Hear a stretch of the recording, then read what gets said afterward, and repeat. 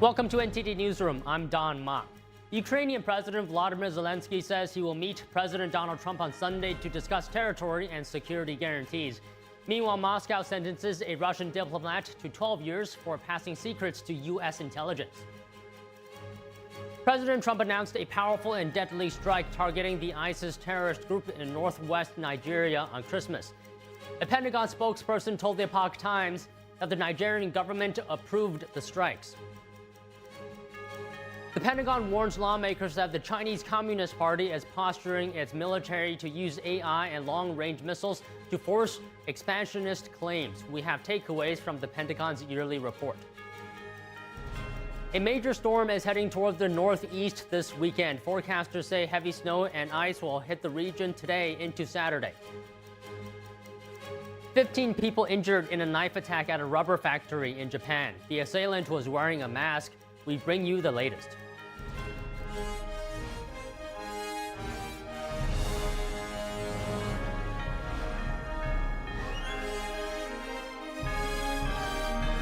This is NTD Newsroom, live from our global headquarters in New York City. Good afternoon, and thank you for joining us today. Ukrainian President Volodymyr Zelensky says he plans to meet with President Trump this weekend to discuss a peace proposal. He says his team has prepared the first drafts of several documents. We have a broad agenda. It will be ready by the weekend. And I think that on Sunday, we will have a meeting with President Trump in Florida. We will discuss these documents, as I said, security guarantees. There are several documents in this block, and it would be desirable to find an opportunity to discuss them all. Next is the economic agreement, which is still in the early stages, although there will be several agreements, and here we need to discuss the direction. Ukraine's President Volodymyr Zelensky said the plan is almost ready, and territorial issues will also be discussed. Zelensky said a lot could be decided before the new year, and hopes European leaders can join the meeting online as well. A day earlier, Zelensky held talks with Trump's special envoy Steve Witkoff and the president's son-in-law Jared Kushner. The Ukrainian president says they had a good conversation and discussed good ideas for ending the war. Dialogue with the Trump administration on ending the war. According to the Kremlin, a foreign policy aide spoke to U.S. officials by phone after receiving U.S. peace proposals earlier. A Kremlin spokesman said he did not want to comment on the proposals, as Russia felt making public remarks could undermine the negotiations. A former Russian diplomat will spend 12 years in a maximum security penal colony.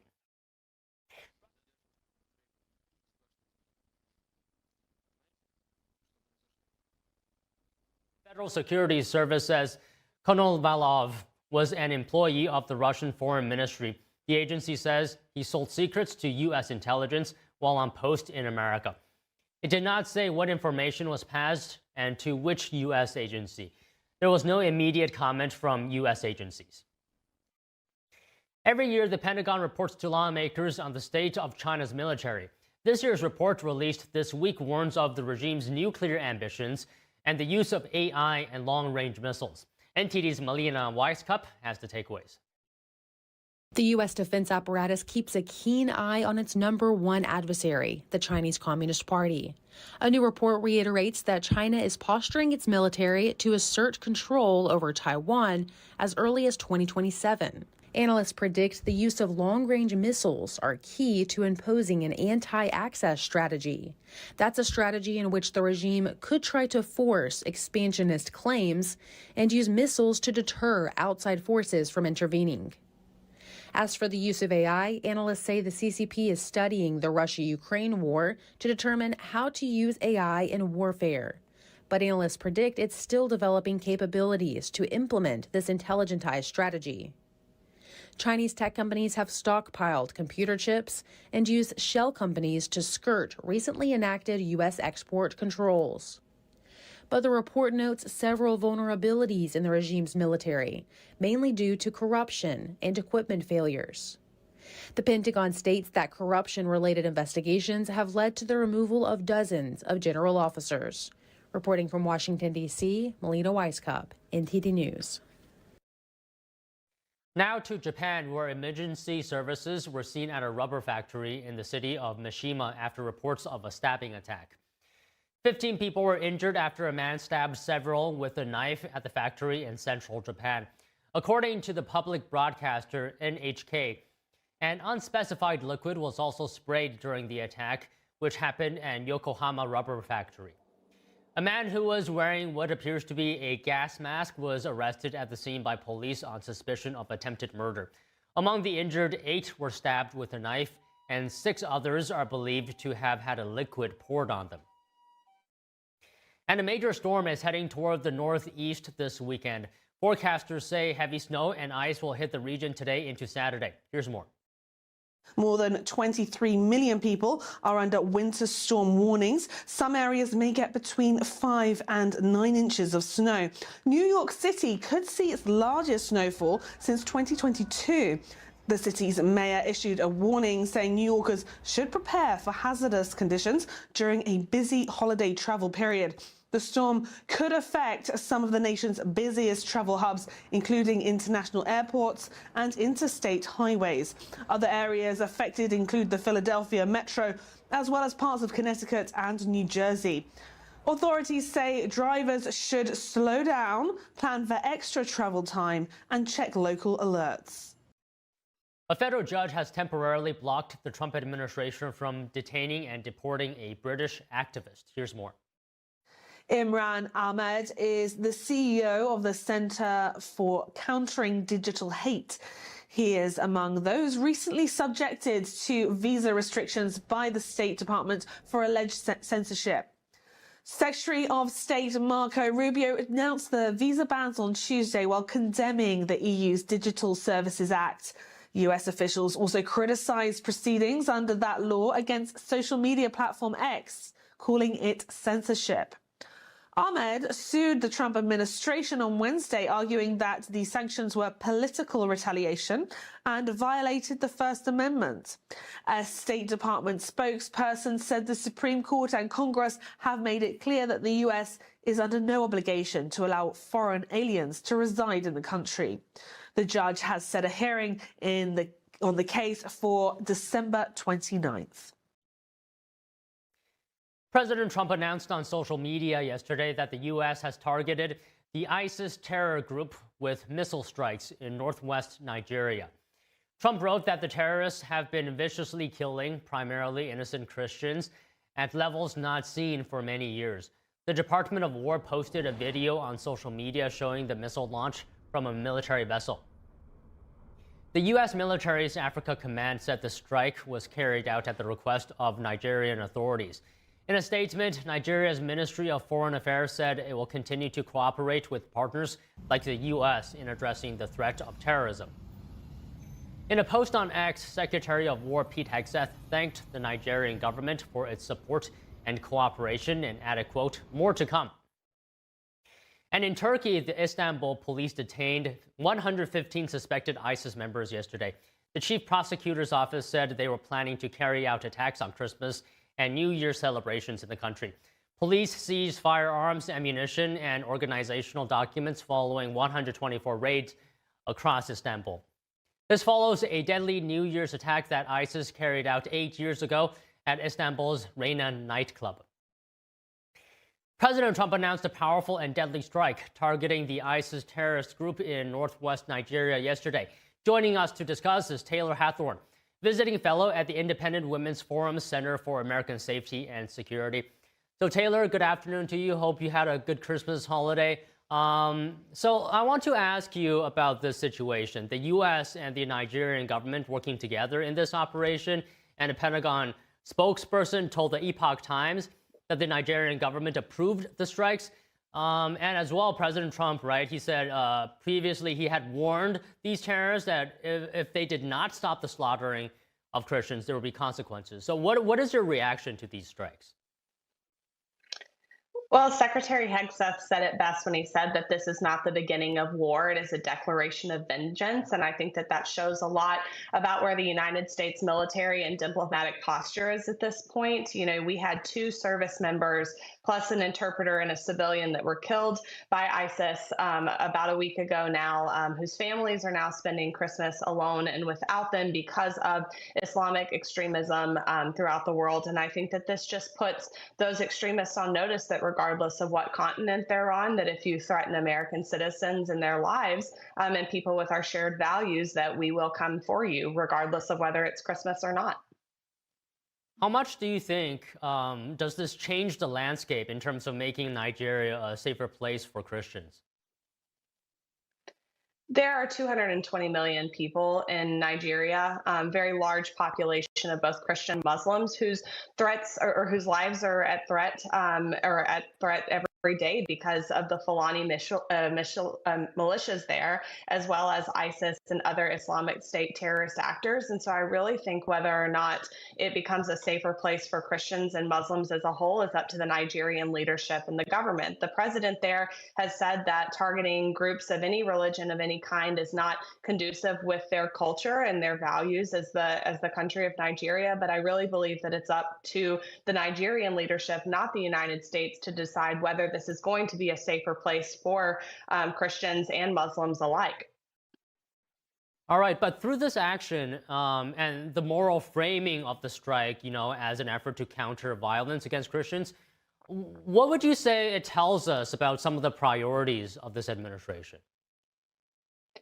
I believe this is twofold. I've had this conversation with several people, and yes, the president has been clear that ISIS and any other Islamic State actors that are targeting Christian groups in Nigeria will be sought after and hunted down. But I think that this is a little bit deeper than that for the administration. I really think that this is about rooting out the rot of Islamic extremism throughout the world, and the fact that ISIS is involved in Nigeria gives the United States an opportunity to let these terrorists know that we can come after them wherever they are. I believe that this is a really good messaging point for the administration, for evangelical voters in the Republican Party and throughout the United States. And so I believe that the Trump administration is using this as a means to show that they are supportive of Christians throughout the world and supportive of cultures who share our democratic values. But I think that we as people that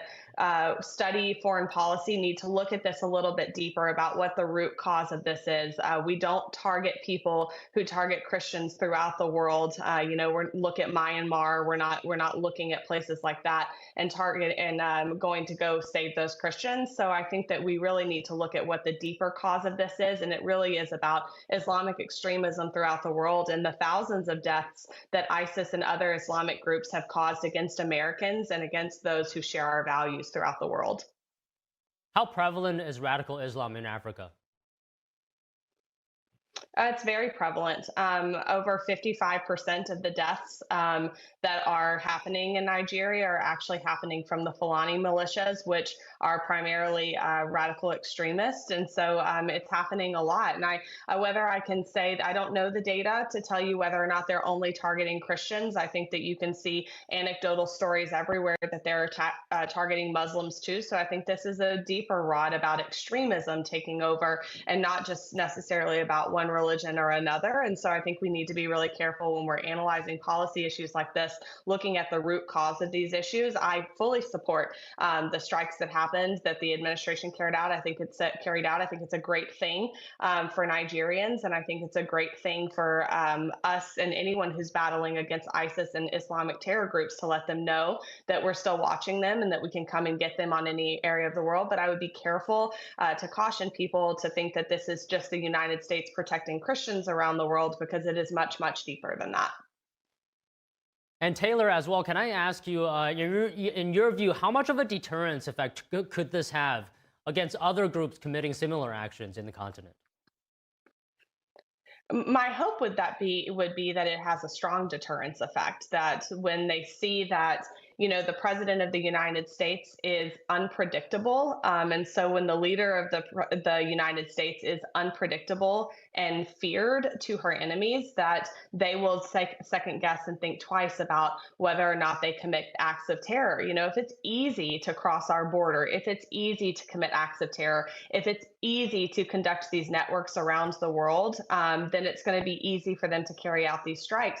The New York Times actually did a really interesting article about where all of the ISIS attacks happened throughout the world and the prevalence of them. And I strongly encourage people to go look at that and Google it, because it's not just happening, in Europe or in America. It's happening all over the Middle East. And there are so many people, Muslims too, who are dramatically affected by the rise of Islamic extremism. And it's something that needs to be rooted out. Can't the world, any kind of extremism, especially extremism that leads to violence, is something that people who respect the rule of law, who value democratic values, it's not something that we can have congruent with our society and with the modern world. So I think that this is really important that we all step back and look at, this is not just Americans being targeted. It's truly not just Christians being targeted. I'm a strong person of faith myself, but this is a cancer that needs to be rooted out throughout the world, and it's happening everywhere. Okay, Taylor, just one final question, and I want to ask you how you think about this strike and how the U.S. will be viewed on the global stage by both allies and adversaries. I think that you're going to have people who are all over the board about this. President Trump has been very clear that he campaigned against being someone who's the president of peace, who leads through strength. And I think the far left is going to use this as an opportunity to say, but he's bombing people. How can you bomb people if you're a president of peace? But the president is leading through strength. And sometimes that means making hard decisions that those of us who are in the room when the decisions are happening don't always understand. But there is a big, big global network of very, very bad things that happen around the world that Americans in particular are not knowledgeable of and aware of, because we live in this very egocentric, ethnocentric borders of our country, and we think that it can't get us here. But I think that you have seen throughout history, look at 9/11, look at Pearl Harbor, it can come and get you here. And so the president is doing the president's job in making sure Americans are safe and secure. And so I would hope that this leads to a response from our adversaries, that we haven't let our foot off the gas like we had the last 4 years in the prior administration, where they really let, the rule of law kind of be thrown out the window. When you allow anywhere between 12 and 20 million unvetted people to come in through this country and risk the sanctity and security of American citizens and our way of life, because you have no idea who is coming in this country, you can't tell me that our adversaries did not utilize those horrendous policies to bring people into the United States to seek to do us harm. So I think we need to be thinking about this on a broader scale. Yes, this is happening in Africa, but the ideology and the extremism that is leading these people to commit these acts of terror in Nigeria can easily and has easily filtered throughout the rest of the world. And it is the president's job to make sure that that is rooted out and stays very far away from the United States. And he and the administration are doing just that. Okay, well, Taylor, great comments from you as always. And I think we won't see you again until 2026. So let me wish you Happy New Year. Thank you. You as well. Thank you. The FBI is investigating the theft of a major lobster shipment bound for locations in Illinois and Minnesota. It's reportedly worth $400,000. So find out more about this after the break.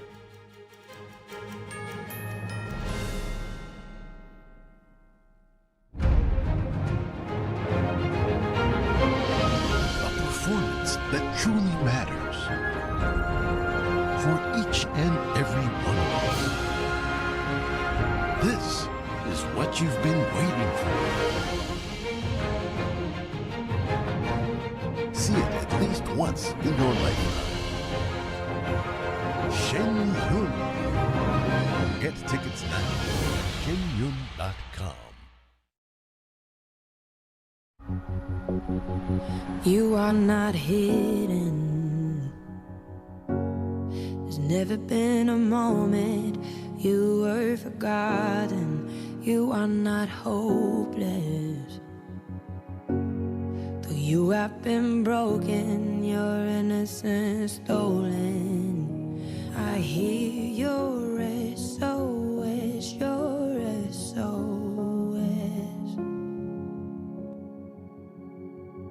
I will send out an army to find you in the middle of the darkest night. It's true, I will rescue you. On streets across America, young people are homeless, abused, in danger. Covenant House is helping young people with nowhere else to turn. But the need is overwhelming. Please call or go online now with your gift of $19 a month. You'll help provide hot meals, safe shelter, medical care, and love to more than 2,000 young people who sleep at a Covenant House every night. Homeless young people are afraid and alone. Your monthly donation right now will show them they are loved and safe. I have no words to express how Covenant House changed my life. Call or go online now and give just $19 a month. We'll send you this comforting blanket as a reminder of the difference you're making in a young person's life. I will rescue you. Call or go online now to safeplacetosleep.org. Shop Mathis Home and save during the annual clearance event for huge discounts on all the latest styles. Here's a great value. This sofa from Ashley is a bestseller. It's just $4.99 and comes with 2 accent pillows. Upgrade to Motion with this sofa that has plush pillow top arms and 2 recliners built in. Clearance priced at just $7.99.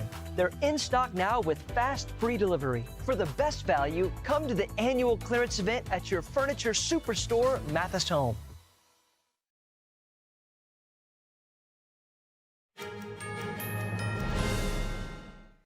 The FBI is investigating the theft of a major lobster shipment bound for locations in Illinois and Minnesota. The live lobsters were reportedly worth $400,000 and were on their way to various Costco locations. Fox Chicago says the shipment was picked up in Massachusetts but never reached its destination. An Indiana-based logistics corporation called Rexing Companies was in charge of the shipment. The company's CEO says he thinks the robbery might have been part of an organized cargo theft ring targeting high-value foods. The FBI has not yet announced any arrests in connection with the incident. Back in September, the Department of Transportation warned about a rise in cargo theft. The DOT says such robberies cost the economy billions of dollars every year. Now to Southern California, where a powerful storm system brought record rainfall this week, triggering widespread flash flooding and mudslides. Residents in the mountain town of Wrightwood experienced flooding in burn scar areas that forecasters warned were less able to absorb water. I woke up at 8 a.m. with a phone call from my dad saying that the firefighters had just rescued him. And I said, from what? And he said, from 2 feet of water in my apartment. And then at some point I decided that the cats that were still here, because Granddad got rescued but the cats did not, I wanted to come and help them out because I wasn't confident that they were going to live. So I came down here, hiked here about 1.5 miles from my house in the rain, trenched through all of this stuff and got the cats out one at a time. Unfortunately, they all live. They're all okay. Just a little bit scared, but yeah, they're still fine. Southern California typically gets half an inch to 1 inch of rain this time of year, but many areas could see between 4 and 8 inches. The severe weather is expected to ease today, but parts of Southern California still face flooding. Further north, forecasters warn of avalanches near Lake Tahoe, and waves in the San Francisco Bay Area could reach 25 feet. Everything was flooded. It was insane. Californians reeling from another day of brutal, deadly weather. Torrential rain triggering floodwaters that made roads treacherous and in many cases impassable. Thunderstorms and punishing winds causing damage across the state. In other areas, feet of snow also impacting travel. In Wrightwood, northeast of Los Angeles, authorities issued an evacuation warning Thursday due to mud and debris flows. We're approaching 10 inches for the Wrightwood area. Widespread flooding throughout the community. Emergency crews pulling people from flooded cars and homes. A number of rescues were performed throughout the day. Water rescues from vehicles traveling onto flooded roadways. We had people that were trapped in their houses. The massive scope of the flooding still visible hours after the water receded. Cars and homes encased in silt, mud, and sand the floodwaters left behind. Some homes buried nearly up to the windows and rafters. Elsewhere in the state, authorities say a Sacramento sheriff's deputy was killed after crashing on a wet roadway while driving to work. Fortunately, in this line of work, we deal a lot with the dangers in the line of duty. This is a little more unique because it's one of those freak accidents simply on his way to work. A lucky Powerball ticket holder in Arkansas has matched all 6 numbers in Wednesday's drawing and has won an estimated $1.8 billion jackpot.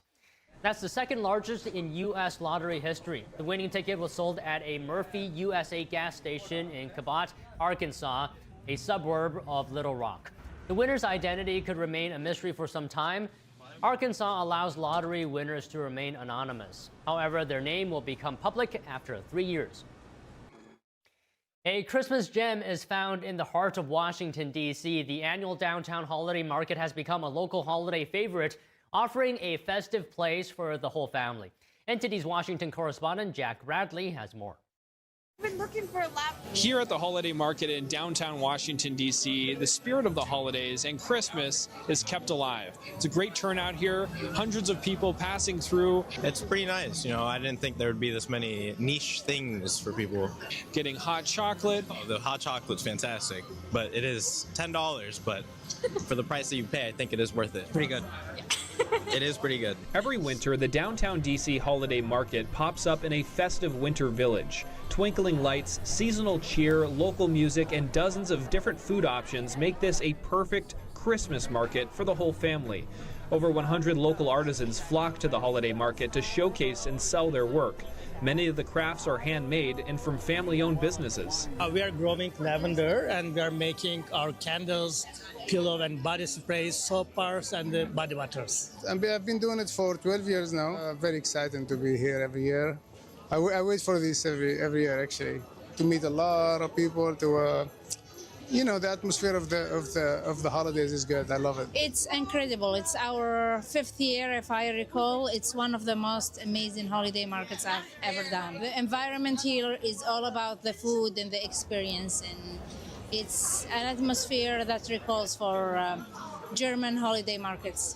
This holiday market is one of the best holiday markets I've ever personally been to. It's a couple different holiday markets, one in the city, like up in DuPont, but this one is like super, super great. Today in the whole market, we're displaying our grand dumplings. This is our grand dumpling. We also have a miso coconut cream sauce as well that goes with it. And it's not as cold as people would think, because when you're back here making food, it gets really warm quick. So it is just, the music is great, and family environment, kids running around, it just kind of like restores that holiday cheer, especially in a time where it's kind of trying times right now. So it's really good to see everybody out and like enjoying themselves. At one point, the power went out, but that didn't stop this band from jamming out. A few minutes later, the power came back on and the crowd cheered with excitement.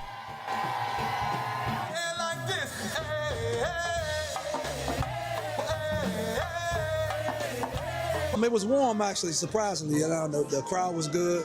The electricity was in the air, so it's a good time for the holidays. And people being in the holiday spirit, playing holiday music, it just helps with everything. It helps with the energy.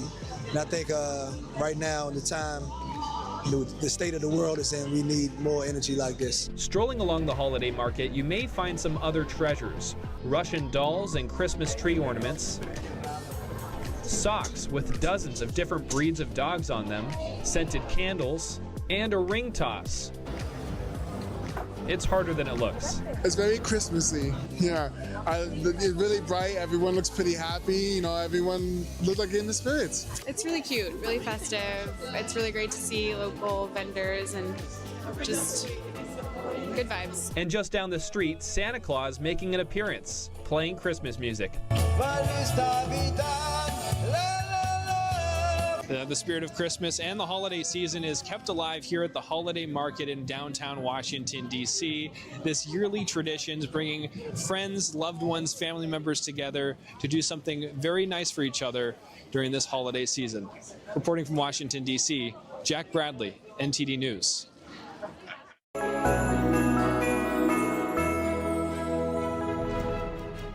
For the coming year, Japan's cabinet approves a record defense budget plan exceeding 9 trillion yen. That's about 58 billion US dollars. More news after this break.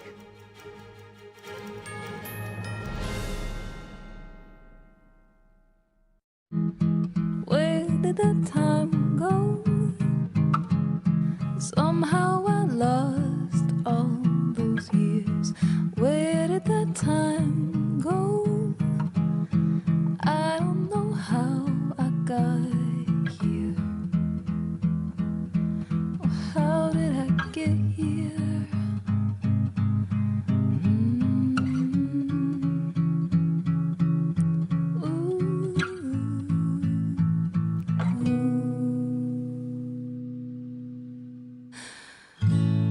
I can see now. You've done the hard part. You quit smoking. Now do the easy part and get scanned for lung cancer. If you smoked, you may still be at risk, but early detection could save your life. Talk to your doctor and learn more at savedbythescan.org. I was a quarterback at Hardaway High School, college first-round draft pick, on and off the field. We were taught to not show any signs of weakness. During the football season, I would stop eating. But I didn't know I was depressed. I thought that something was wrong with me. For 20 plus years was physical. We didn't have any education behind what mental health was. I started to learn it starts here first. If this is together, I'll be better as a father, as a man, and as a husband. Put the importance on your mental health. I'm not scared to talk about it anymore. The first tool is therapy. The second one is positive self-talk. And then journaling, putting your thoughts on paper.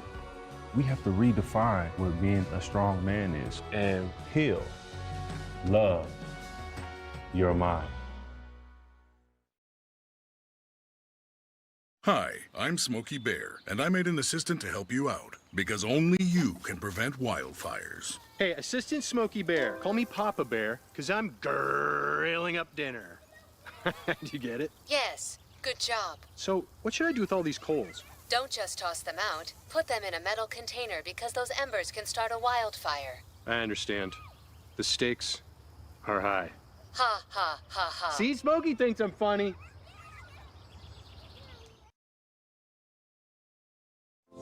The impact of a meal goes well beyond feeding our bodies. Because when people are fed, futures are nourished.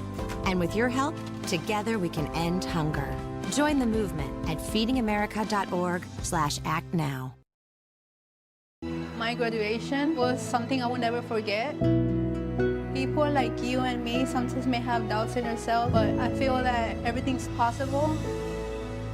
Find free adult education classes near you at finishyourdiploma.org.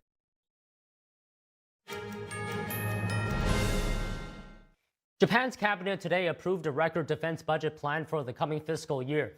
The $58 billion budget aims to boost defense capabilities as tensions with China increase. Japanese Prime Minister Sanae Takaichi said in November that her country's military could get involved if China were to take action against Taiwan. The spending increase marks the fourth year in Japan's five-year program to double defense spending to 2% of GDP. Under U.S. pressure, Japan's pledge to reach the 2% mark will arrive 2 years earlier than planned. Japan also plans to revise its security and defense policy by December 2026 to further strengthen its military. Pardon me. The current strategy names China as the country's biggest strategic challenge. It also calls for a more offensive role for Japan's self-defense force under its security alliance with the U.S. Over in Israel, 2 people were killed and 2 more injured when a Palestinian man went on a car ramming and stabbing attack.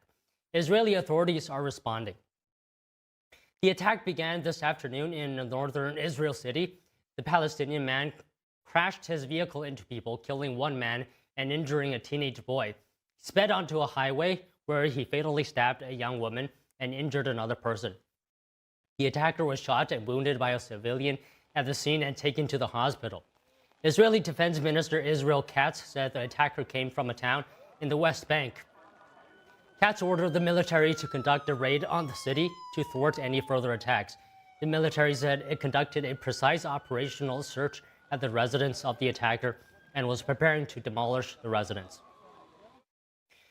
Christians in Lebanon and Syria celebrated Christmas even as military clashes continue in both countries, and Christians in other parts of the Middle East celebrated the birth of Jesus as well. NTD's Jason Perry has the story.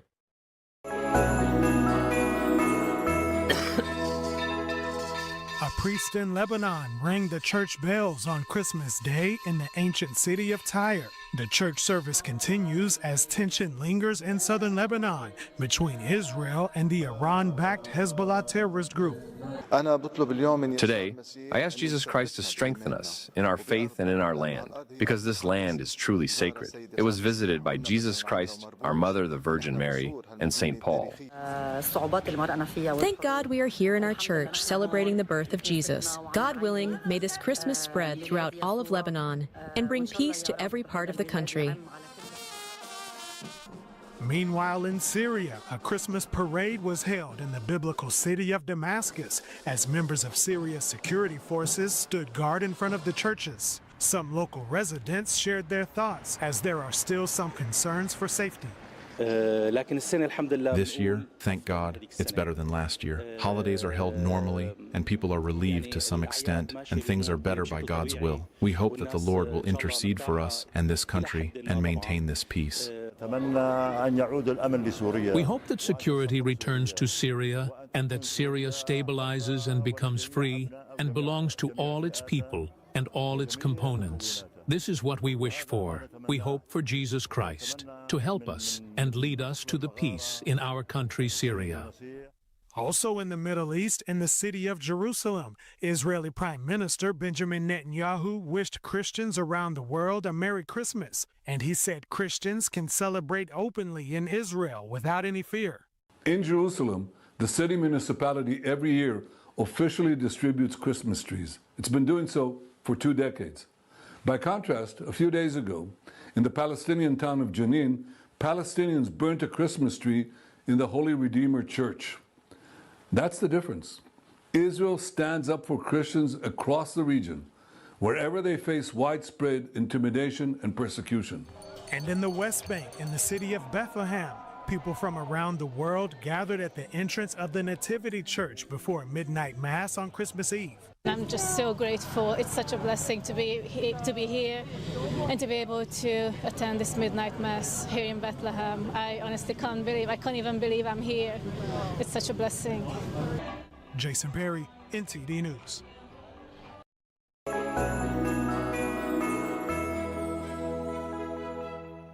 A cry at Christmas in China this year as the Chinese regime tightened restrictions on religious gatherings, public celebrations, and even seasonal decorations. House churches in several provinces said planned Christmas services were blocked by state security officials.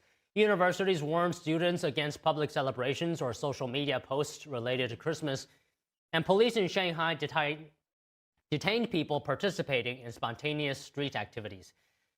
Interviewees who spoke to the Epoch Times said religious activity related to Christmas was largely limited to officially sanctioned venues. In recent years, local governments have repeatedly emphasized that Christmas celebrations should not expand outward, not be amplified, and not be promoted. Brazil's former president Jair Bolsonaro has endorsed his son's presidential bid. Here are the details. Brazil's former president Jair Bolsonaro endorsed his son Flávio's 2026 presidential bid on Thursday. In a statement, which was read out by Flávio, the former president nominated his son as a pre-candidate for the presidency. The statement said it was a legitimate decision, driven by a desire to represent those who supported him, and he entrusted his son with the mission of rescuing Brazil. de resgatar o nosso Brasil. Flavio Bolsonaro said he wants to consolidate his father's conservative legacy at the October 4 vote. He will try to unseat leftist President Luiz Inácio Lula da Silva. The senator confirmed this month that his father supports his 2026 presidential bid. The announcement shook financial markets as investors had expected the former president to support a more experienced candidate. On Thursday, the 70-year-old former president underwent a scheduled hernia operation that doctors said went smoothly. For the surgery, he was allowed to leave prison, where he is serving a 27-year sentence for plotting a coup. Bolsonaro is expected to stay in the hospital for 5 to 7 days. An abuse of power conviction for Malaysia's ex-Prime Minister Najib Razak. He has been sentenced to 15 years in jail. Here's what his lawyer had to say. I'm looking forward for this case to go to the Court of Appeal because every single point the judge had dealt with has been dealt with in a manner where our cross-examination of the witnesses, where our defense have not been examined by the judge. This is the biggest trial yet in a multi-billion-dollar scandal surrounding one Malaysian development company called Berhad. It's a company Najib co-founded in 2009 while he was premier. A judge sentenced Najib to 15 years in prison on each of the 4 counts of abuse of power. He also got 5 years in prison for each of the 21 charges of money laundering. All will be served concurrently. Investigators say at least $4 billion was stolen from one MDB. More than $1 billion allegedly made its way to accounts linked to Najib. He has been in prison since 2022 on another conviction involving one MDB. He has denied any wrongdoing. South Korea's investigation into the Jeju air crash that killed 179 people is set to miss a 1-year deadline for a progress report. Frustrated relatives of the victims continue to demand answers about what went wrong. Here are the details. 42-year-old Yoo Kum-ji held a one-person protest in Seoul on Wednesday. It's her way of demanding answers on South Korea's investigation into the Jeju air crash that killed 179 people. Yoo lost both of her parents in the crash. It feels like all kinds of doubts are just growing bigger and bigger. In the meantime, a year has gone by, and it feels like the frustration is only continuing to build. On December 29, 2024, the Boeing 737-800 made an emergency belly landing at Muan Airport. It overshot the runway, slammed into a concrete embankment, and erupted into a fireball. Days before its first anniversary, 2 officials of the country's Accident Investigation Board said they will not be in a position to release the interim update. Both officials declined to be identified. In a preliminary report in January, investigators said both of the plane's engines had sustained bird strikes. While in July, investigators said that the pilot shut off the less damaged engine after the bird strike. Family members of the victims said investigators appeared to blame the pilots without exploring other factors. They pointed at the concrete structure beyond the end of the runway that likely made the disaster far more deadly. All we want is for authorities to admit they were wrong if they did wrong, and apologize. Apology and a proper disclosure of the truth, which is to find out the true cause of the crash. That is what we want. On December 1st, Yoo joined other victims' families in protest. They shaved their heads and rallied in front of the presidential office. A transport ministry official told bereaved family members this month that it would examine their concerns. South Korea's parliament will launch an independent probe into the crash on Tuesday. The much-anticipated 2026 World Tour of Shenyuan Performing Arts has begun. We bring you the latest from California after this break.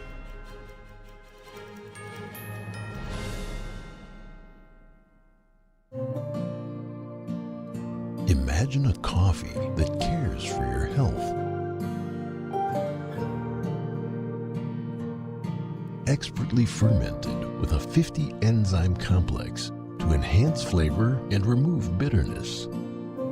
Small batch roasted to a decadent medium dark.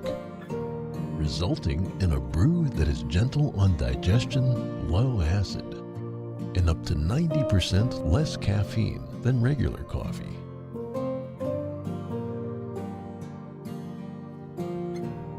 Try America's first enzyme fermented coffee today.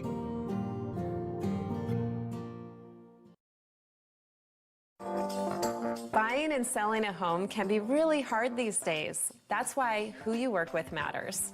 I recently helped a couple buy their dream home even before selling their current one. They were both very busy and didn't have time to sell the traditional way. HomeLight's Buy Before You Sell program was a game changer. They were able to buy and sell on their own schedule. It was so easy and they were thrilled. See how you can buy before you sell at homelight.com today. There's a whirlwind of emotion and activity going on in this painting. And there's chaos all around and threat from below. The wolves surrounding her, and they're anything but unmoved. They're moving all the time, and we sense that. But this little girl remains unmoved. She's in quite a perilous situation, but she's completely strong and serene, and she's actually meditating. It was very, very well liked because no matter what culture or what sort of walk of life you're from, I think people, they see it and they immediately understand what that energy, what that message is, and they're drawn to it because everybody kind of needs a little bit of that in their own life, of, you know, the steadfast calmness and something to hold on to. It's definitely an inner peace in the midst of something very chaotic, and for a lot of people right now, the whole world is very, very chaotic, so I guess that's another reason why so many people are very drawn to this.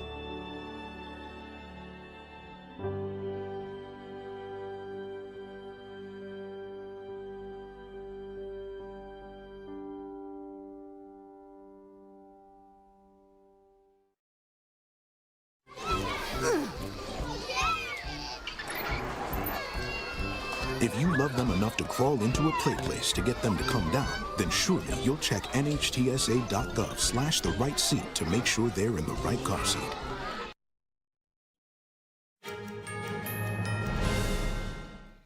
The much-anticipated 2026 World Tour of Shenyun Performing Arts has begun.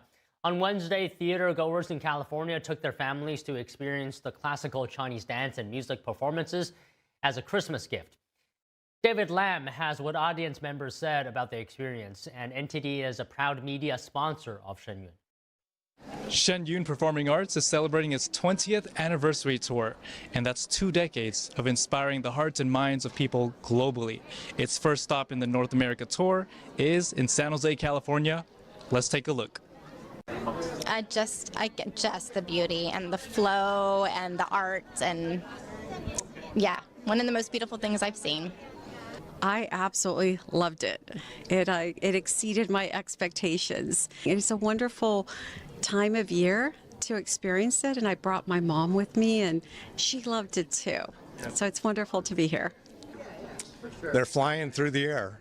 It's amazing. Very acrobatic and very entertaining to watch. Fantastic, excellent, and I didn't expect to be so emotionally and spiritually moved by it. Shenyun currently has 8 different companies and was founded in New York. Its mission, reviving genuine traditional culture through art and music. At one point, I actually got teary-eyed, you know, because it was just so touching. Just the storylines, just really, really nice. It's a life-changing experience.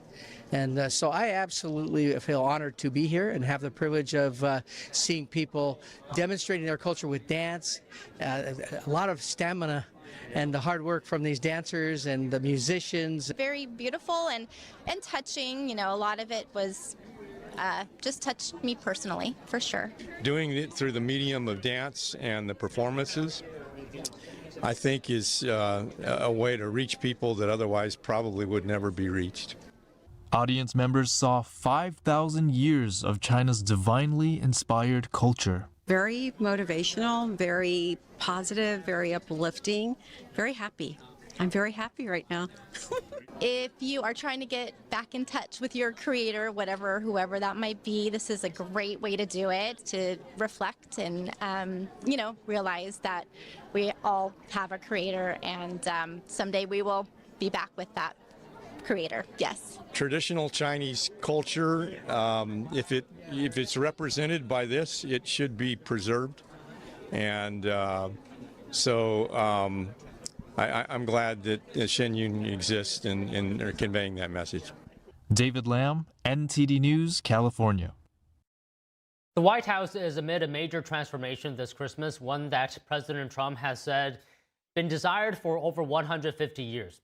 Construction is underway on a new White House State Ballroom, replacing the heavily renovated East Wing with a world-class space for official events with zero taxpayer dollars involved. Let's take a look. You probably hear the beautiful sound of construction to the back. You hear that sound? Oh, that's music to my ears. I love that sound. The White House undergoing its most ambitious transformation in decades, changing the site of the East Wing into a brand new state ballroom. Everything out there is coming down, and we're replacing it with one of the most beautiful ballrooms that you've ever seen. Here's your White House. Here's the West Wing, and here's the East Side, which has been tinkered with for years and years and years. And they had originally a very beautiful building. They called it the East Wing, but that was sort of semi-knocked down about 5 times and changed and redone and everything else. Funded by President Trump and private donors, the estimated $300 to $400 million project continues a presidential tradition of renovating the White House, from Roosevelt's additions to Truman's major renovations. They want to make sure everything is absolutely beautiful. You can see the kind of interiors that we're talking about. That's an interior of the ballroom, and it's the highest level. And you see it goes beautifully with the White House. I mean, the mix is beautiful. So over the years, many presidents have made changes. This obviously would be the biggest change, but this was something they've wanted for at least 150 years. Announced by President Trump in July 2025, the project replaces the heavily renovated East Wing, originally built in 1902 and expanded in 1942, with a modernized structure featuring a ballroom capable of seating up to 999 guests.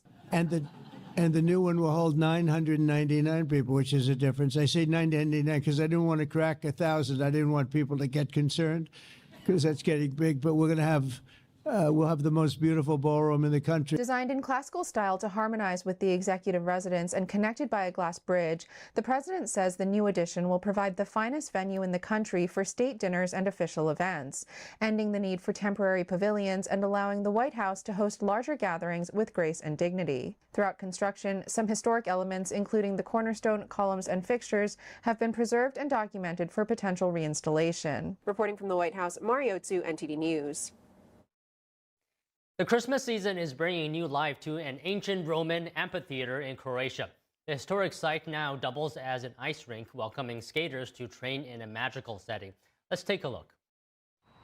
Pula's amphitheater in Croatia is where ancient Romans watched gladiators battle it out for their entertainment. But for Christmas 2025, the gladiators are out and ice skaters are in. The ancient arena has been transformed into an ice rink, complete with sparkling Christmas decor. Roller skating has been popular in Pula for many, many years. 100 years at least, people say. But competitive roller skating that we have developed and which we now have is dating back to 1982.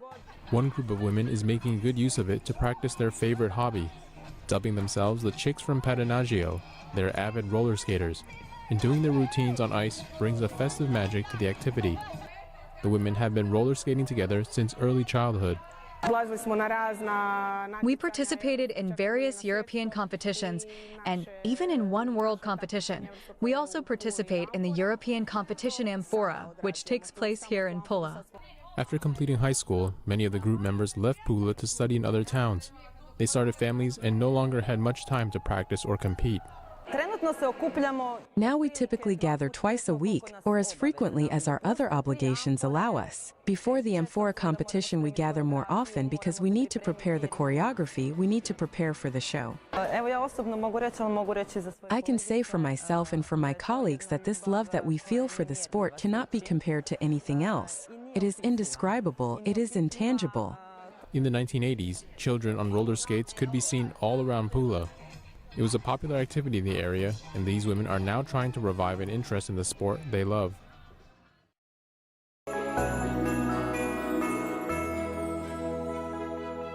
A stunning worldwide competition is whittled down to the cream of the crop in landscape photography. Take a look. Just in time for the holidays, take a look at the best of the best from a worldwide photography competition aimed at highlighting talented and artistic eyes with a knack for lush landscapes. These are some of the impressive finalist images from the 12th Annual International Landscape Photographer of the Year competition. This year's contest saw more than 3,600 submissions from photogs all around the world who labored to cast light on the breadth and beauty of some of the world's most stunning natural vistas. There are too many highlights to name, as all of the artists captured simply spectacular views of earth, sea, and sky. However, all three were collected in the same striking shot by an Austrian artist who took the overall winning prize for Best Photograph of the Year. And it was an American's beautiful, bountiful body of work that won overall for Best Landscape Photographer of the Year. More of the incredible winner and finalist submissions can be viewed in the online ebook at internationallandscapephotographer.com. Finally, we leave you with a holiday-esque landscape shot from sunny Arizona, which probably isn't having a white Christmas anytime soon, but is showing no less holiday spirit with a giant 40-foot inflatable elf perched on the side of a spire in Scottsdale. The 125-foot spire was originally built to honor legendary architect Frank Lloyd Wright, but for the season, it's been transformed into what KNXV reports may be one of the largest elf-on-the-shelf installations in the world. Happiest of holidays, everyone. With Christmas officially a wrap, it's time to prepare for New Year's Eve celebrations. One of the most iconic is the one in Times Square. This morning, the giant 7-foot-tall 2026 numbers were officially installed, lit up, and tested for the first time, along with the famous Times Square ball that ushers in the new year. This year, the numbers will display an array of colors and patterns, and after midnight, the numbers will light up red, white, and blue to mark the nation's 250th anniversary.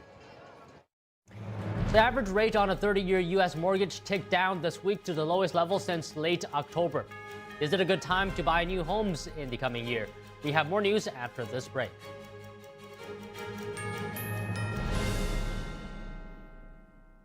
All throughout your home, appliances and systems just wait for the worst time to break down and leave you with expensive repairs. Unless you have a plan from Choice Home Warranty. All home appliances and systems have a breakdown clock, and when it expires, it will cost hundreds and potentially even thousands of dollars to fix or replace. That's why every homeowner should have a plan with Choice Home Warranty, like I do. For a low monthly fee, a Choice Home Warranty plan will cover your heating, air conditioning, plumbing, appliances, and more. Don't let an unexpected repair wreck your budget. With Choice Home Warranty, that covered repair is fixed or replaced for you. Choice Home Warranty has been a great company to work with, and they've taken care of us. I would suggest anybody who lives in a home not to be in a home without them. Avoid the ticking clock of home appliances and systems breaking down with a plan from Choice Home Warranty. Call now to get your first month free. Call in the next 10 minutes and we'll give you $120 off your first year of coverage. That's $200 in total savings. With a nationwide network of over 25,000 technicians, I don't worry about how my next breakdown will be handled. With a click of a button, my claim is filed, and Choice Home Warranty starts the clock.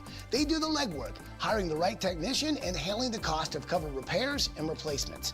And check this out. For a limited time, you can get 1 month of coverage free. Did you hear me? Free. You can't beat that deal with a sledgehammer. But hurry, this offer is ticking away.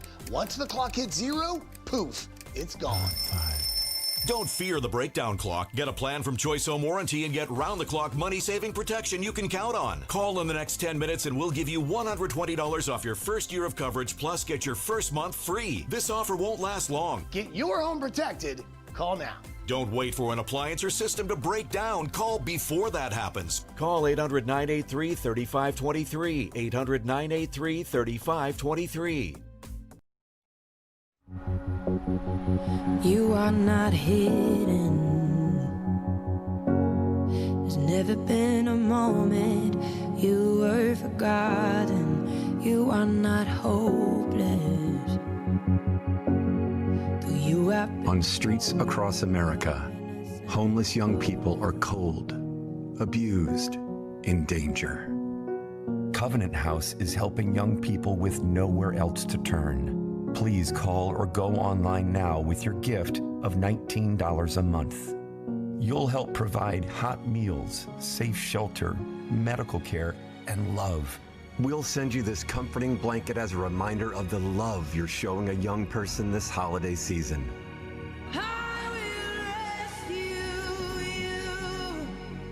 Call or go online now to safeplacetosleep.org, and your first